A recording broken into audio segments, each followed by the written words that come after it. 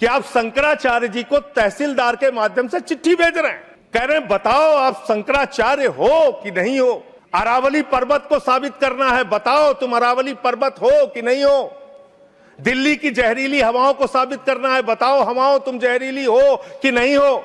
इस देश के मतदाताओं को साबित करना है, बताओ तुम भारत के नागरिक हो कि नहीं हो। और शंकराचार्य जी को साबित करना है, बताओ आप शंकराचार्य हो कि नहीं हो। जो लोग अभी तक 12 साल में अपनी डिग्री नहीं दिखा पाए, वो शंकराचार्य से शंकराचार्य होने का प्रमाण मांग रहे हैं। यह है आपकी धार्मिक ठेकेदारी। इस तरह से आप धर्म की ठेकेदारी करना चाहते हैं तो देश के अंदर नफरत फैलाकर विश्व गुरु बनने की बात करते हैं प्रधानमंत्री जी। पूरे दुनिया में उनका डंका पीटा जा रहा है। किस तरह से अमेरिका से भारतीयों को हाथ में हथकड़ी पैरों में बेड़ी बांध के अमृतसर पहुंचाया गया, कि किस तरह से सीज फायर के लिए कम से कम 70 बार अमेरिका का राष्ट्रपति ट्रंप कह रहा है कि उसने ट्रेड डील की धमकी देकर सीज फायर कराया, कि किस तरह से चीन ये कह रहा है कि वो सक्सगाम में निर्माण कार्य करेगा और आपकी पार्टी के दफ्तर में उनके प्रतिनिधि मीटिंग कर रहे हैं। उसी दिन वो बयान दे रहा है, बीजेपी के दफ्तर में वो लोग मीटिंग कर रहे हैं, उसी दिन चीन का बयान आ रहा है कि हम सक्सगाम घाटी में निर्माण कार्य करेंगे, पुल बनाएंगे, सुरंग बनाएंगे। आपकी विदेश नीति क्या है? बांग्लादेश में हिंदुओं की हत्याएं हो रही हैं, उस पर आप खामोश रहते हैं, चुप रहते हैं, बोलते नहीं है। एप्स्टीन फाइल की चर्चा हो रही है पूरी दुनिया में, उसके बारे में भारत के प्रधानमंत्री को आरोपित किया गया, उसके बारे में सरकार को स्पष्टीकरण देना चाहिए। तथ्य के कोई चीज को बोलना, मैं कह रहा हूँ स्पष्टीकरण देना चाहिए। आपके पास कोई तथ्य है तो आप सर, अगर कोई स्पष्टीकरण तो देना चाहिए। अगर कोई आरोप लग रहा है, हमारे देश का अपमान है मान्यवर, भारत के प्रधानमंत्री पे आरोप लग रहा है,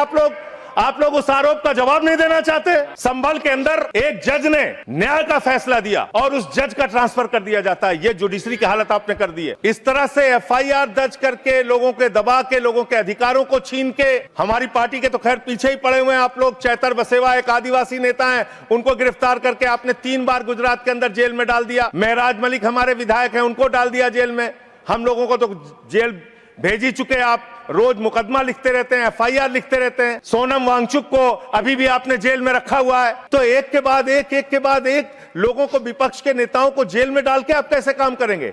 आप पूरे देश में एसआईआर के नाम पे लोगों के वोट काट रहे हैं, एसआईआर के नाम पे लोगों के वोट काट रहे हैं। एसआईआर के नाम पे आप क्या कर रहे हैं? पूरे देश में करोड़ों लोगों के वोट काट रहे हैं। यूपी की बात अगर मैं कर लूं तो वहां पर आपके ही राज्य निर्वाचन आयोग ने जो चुनाव की सूची बनाई, ग्रामीण चुनाव के लिए, पंचायत चुनाव के लिए और शहरी चुनाव के लिए, उसमें दिखाया 17 करोड़ वोट। और एसआईआर के लिए जो केंद्रीय ज्ञानेश कुमार जी की निगरानी में जो सूची बनी, उसमें दिखाया गया 12 करोड़ 55 लाख वोट, 4.5 करोड़ वोट उत्तर प्रदेश में कहां पर उड़ गए। और आप कह रहे हैं हर बूथ पे 200 वोट बनाएंगे तो 3.5 करोड़ वोट आप ऐसे ही बना लेंगे। तो एक बहुत बड़ा फ्रॉड है। एसआईआर में आप नेताजी के परिवार को नोटिस भेज रहे हैं। एसआईआर में आप नेताजी सुभाष चंद्र बोस के परिवार को नोटिस भेज रहे हैं, नोबेल पुरस्कार विजेता अमर्त्य सेन को नोटिस भेज रहे हैं, पूर्व एडमिरल को नोटिस भेज रहे हैं। अब कैसा एसआईआर करा रहे हैं? ये एसआईआर नहीं है, चुनावी घोटाला मैं कहना चाहता हूं। ಸ್ನೇಹಿತರೆ, ನಿಮ್ಮ ಅದ್ಭುತ ಬೆಂಬಲದಿಂದ ಸನ್ಮಾರ್ಗ ನ್ಯೂಸ್ ಚಾನೆಲ್ ಈಗ 2 ಲಕ್ಷ ಸಬ್ಸ್ಕ್ರೈಬರ್ಗಳನ್ನು ದಾಟಿದೆ. ಇದು ನಮ್ಮ ಯಶಸ್ಸಲ್ಲ, ಇದು ನಿಮ್ಮ ಯಶಸ್ಸು. ನಮ್ಮ ಮುಂದಿನ ಗುರಿ 4 ಲಕ್ಷ. ಇದು ಕಷ್ಟವಲ್ಲ. ನೀವು ಮಾಡಬೇಕಾದದ್ದು ಸಿಂಪಲ್. ನೀವು ಸನ್ಮಾರ್ಗ ನ್ಯೂಸ್ ಚಾನೆಲ್ ವಿಡಿಯೋವನ್ನ ನಿಮ್ಮ ಸ್ನೇಹಿತರಿಗೆ, ಕುಟುಂಬದವರೊಂದಿಗೆ ಹಂಚಿಕೊಳ್ಳಿ ಮತ್ತು ಅವರಲ್ಲೂ ಸಬ್ಸ್ಕ್ರೈಬ್ ಮಾಡಲು ಹೇಳಿ. ನೀವು ಶಕ್ತಿಯನ್ನು ಕೊಡಿ, ನಾವು ನಿಖರ ಸುದ್ದಿ ಕೊಡ್ತೇವೆ. ಧನ್ಯವಾದಗಳು.